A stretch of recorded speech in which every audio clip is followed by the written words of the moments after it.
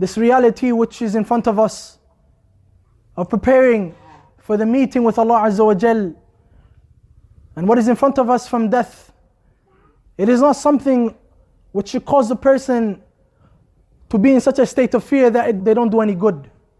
Some of the people become afflicted with some form of a mental illness or some form of a disorder, thinking about death, and it leaves them paralyzed from doing good deeds. This is not the intent, and this is not why we should remember death. And the reason why we're recalling this affair, it is because we need to prepare for it. It comes in Bukhari from the hadith of Ibn Umar, that he took Ibn Umar by the shoulder and he said to him, "Kun fi dunya ka'annaka gharibun aw abiru sabil." Remain upon the dunya as if you are a stranger or one who is a wayfarer. A person who's a stranger in a city, he's just coming, taking what he needs, and he's going back to where he came from. The one who's a wayfarer is a traveler who lost the fare that he had to continue his journey. As soon as he gets it, he's going to continue his journey. So the person lives his life like this in the dunya. Like one who's a stranger in this dunya, you're waiting to return back to the akhirah and the Jannah that Allah has prepared. And you're not clinging to this dunya and what it has. And Ibn Umar radiallahu anhu, look at the Sahaba and how they took importance to the advice of their Messenger sallallahu alayhi wa sallam. Ibn Umar radiallahu anhu, he used to say after this, إذا أصبحت فلا تنتظر المساء وإذا أمسيت فلا تنتظر الصباح. He used to say, if you enter the morning, do not anticipate the evening. And if you enter the evening, do not anticipate the morning. خذ من صحتك لمرضك ومن حياتك لموتك. And take from your life for your death. And take from your health for the times you are sick. So this is what you should be doing. Take advantage of your life by doing good deeds that will make your scales heavy. This is the reality of this dunya. It's nothing more than a farm that you are planting your fruits for the akhirah. The one who plants for his akhirah the good deeds, he will reap what he sowed in abundance and satisfaction and joy. Happy and pleased when he meets Allah. When he takes his book in his right hand. فَأَمَّا مَنْ أُوتِيَ كِتَابَهُ بِيَمِينِهِ فَيَقُولُ هَاؤُمُ اقْرَءُوا كِتَابِيَهْ.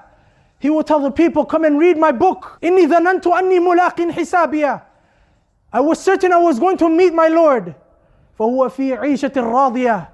He is in a happy life. فِي جَنَّةٍ عَالِيَةٍ. In a lofty Jannah. قُطُوفُهَا دَانِيَةٍ. The fruits of the Jannah, they're close. It's not like this dunya you have to get up and go to the tree.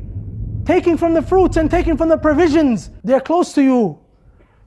Something that the mind can't imagine. And you have been told as a believer, prepare for this, and you will achieve this reward. Ma'ashara Muslimeen, we are in need of striving within our lives and striving with our souls.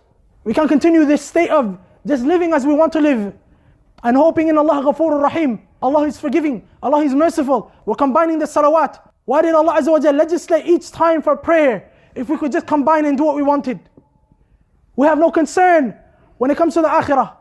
But when it comes to the dunya, you find the person striving so much. Allah Azza wa Jalla told us this is the way of the disbelievers. لَتَجِدَنَّهُمْ أَحْرَصَ النَّاسِ عَلَى حَيَاةٍ وَمِنَ الَّذِينَ أَشْرَكُوا. You will find Allah, He mentions about the Yahud, the Jews, to be from those who strive the most in the dunya and those who disbelieved. يَوَدُّ أَحَدُهُمْ لَوْ يُعَمَّرُ أَلْفَ سَنَةٍ. One of them wishes if he could be given 1,000 years to live in the dunya.